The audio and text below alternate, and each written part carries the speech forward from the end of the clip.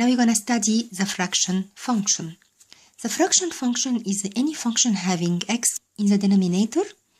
And let's start by studying the simplest form of the fraction function, fx is equal to a over x. The graph of this function has this form, and it has a point of symmetry at the origin for the simplest form of the function.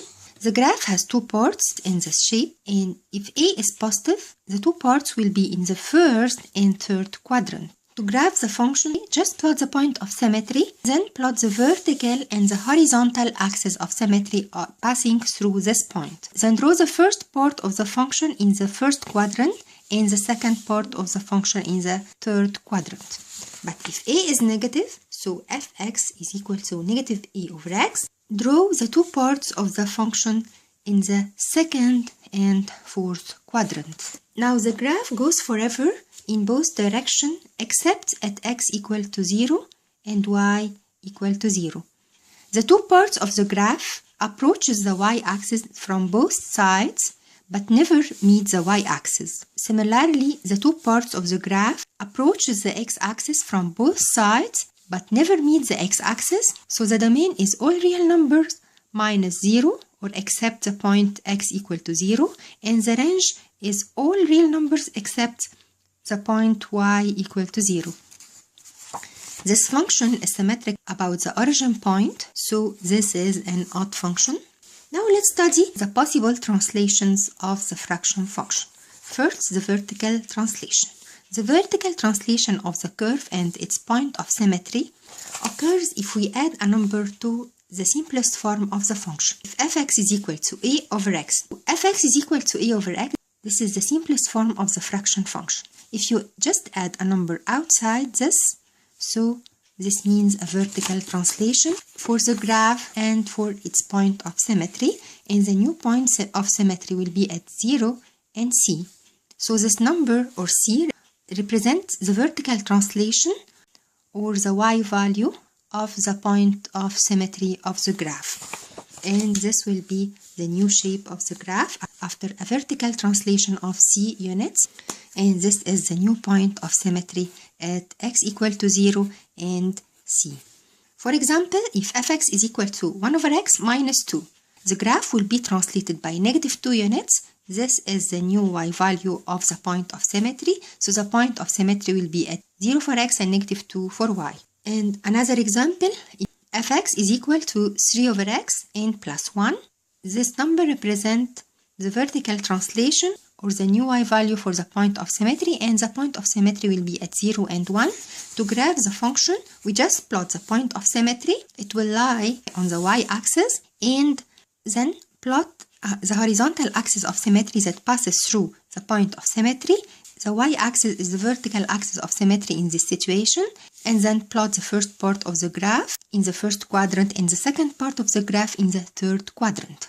A horizontal translation for this graph and its point of symmetry occurs if we add a number to x in the denominator. fx is equal to a over x minus b. This function represents a horizontal translation for the graph by positive b units, and the new point of symmetry will be at positive b for x and 0 for y, and the new point of symmetry will be shifted b units, and the coordinates will be at positive b and 0. We draw the vertical line of symmetry passing through this point, and the x-axis represents the horizontal line of symmetry. Draw the first part of the curve in the first quadrant, then the second part of the curve in the third quadrant. For example, if fx is equal to 3 over x minus 1, the minus 1 represents a horizontal translation by positive 1 unit, and the coordinates of the new point of symmetry is 1 for x and 0 for y. Another example, if fx is equal to 5 over x plus 4, this means a horizontal translation by negative 4 units for x, so the new coordinates of the point of symmetry will be negative 4 for x and 0 for y. The value of a will not affect the coordinates of the point of symmetry. Finally, a horizontal translation by b units and a vertical translation by c units will translate the point of symmetry by b for x and c for y, The function will be fx is equal to a over x minus b and plus c. The x value of the new point of symmetry and the c represents the y value of the point of symmetry. For example, if fx is equal to 2 over x minus 3 plus 1, so the 1 represents the y value of the new point of symmetry, while positive 3 represents the x value of the new point of symmetry. So the new point of symmetry will be at 3 and 1. Another example, if fx is equal to 1 over x plus 1 plus 2, change the sign of the number combined with x to be negative 1 for x and take this number as it is and keep the sign of the y to be 2. So the new point of symmetry will be at negative 1 and 2. To graph this function, we just plot the point of symmetry.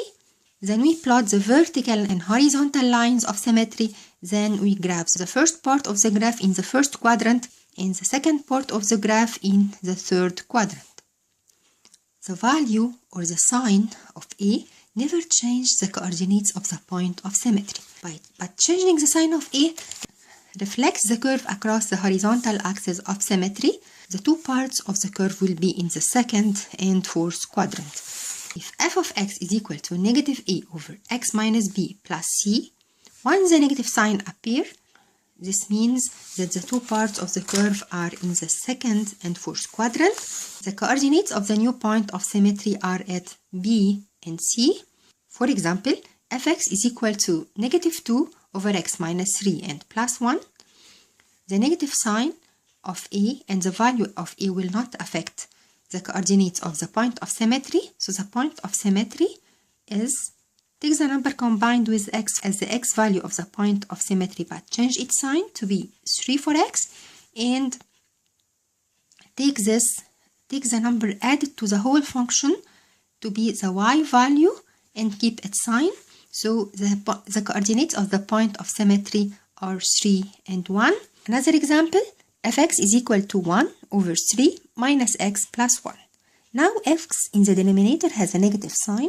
So let's rewrite this function to be in this form and let's sort by x. 3 minus x means negative x minus 3. You can keep the negative sign down or you can put it up or in the middle.